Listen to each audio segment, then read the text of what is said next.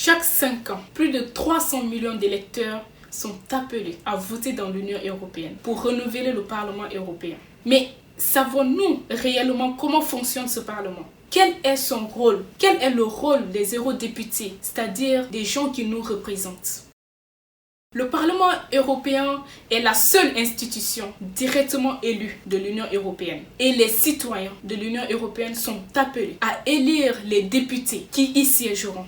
L'institution est constituée de 705 eurodéputés élus pour 5 ans. Mais le Parlement européen est-il vraiment important? Le Parlement européen est censé représenter et défendre les intérêts des plus de 400 millions de personnes qui vivent dans l'Union européenne. Et ses compétences se divisent en 3 catégories. Premièrement, le pouvoir législatif. Le Parlement ainsi que le Conseil de l'Union européenne discutent et votent les lois. Cependant, ce n'est pas le Parlement qui peut initier des lois. Ce pouvoir appartient à la Commission européenne, dont le rôle est d'étudier les différentes thématiques et de faire des propositions au Parlement et au Conseil. Par conséquent, le Parlement vote sur les propositions émanant de la Commission et rien ne peut être approuvé sans son approbation. Deuxièmement, son pouvoir budgétaire. Le Parlement fixe le budget annuel de l'Union européenne avec le Conseil de l'Union européenne, où se réunissent les ministres de chaque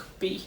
Enfin, le pouvoir le plus important du Parlement pourrait être son pouvoir de contrôle de la Commission européenne. Cela signifie que le Parlement contrôle le travail de la Commission et peut faire démissionner ses commissionnaires. Mais le plus important encore est que le Parlement peut aborder toutes les thématiques de son choix. Fiscalité, environnement, santé, immigration. Et ce qui amène ces sujets dans les discussions sont les eurodéputés élus par les citoyens. Ces eurodéputés sont élus tous les 5 ans aux élections européennes et chaque pays a un nombre de sièges limité en fonction de sa population. Par exemple, la France est le 2e pays avec le plus d'eurodéputés. On peut compter jusqu'à 79 eurodéputés juste derrière l'Allemagne.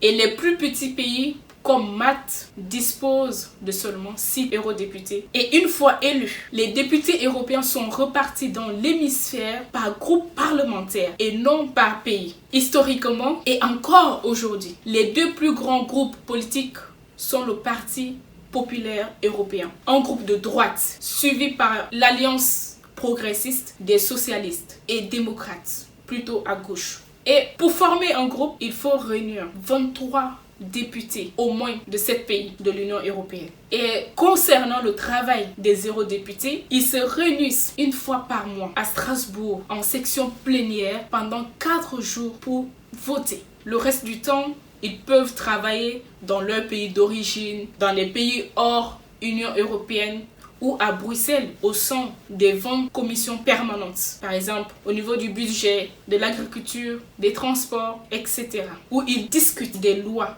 émanant de la Commission européenne. À cet effet, chaque député européen travaille normalement dans 2 ou 3 comités. Nous pourrions donc dire que ce sont comme leurs cours auxquels ils doivent assister et travailler. En conclusion, ceci n'est qu'une petite explication du rôle et du travail du Parlement européen et de ses députés européens. Mais cela suffit largement pour que vous compreniez mieux l'importance de cette institution et pourquoi il est important de voter tous les 5 ans pour des députés européens qui représentent nos intérêts. Vous savez, la prochaine fois sera en 2024.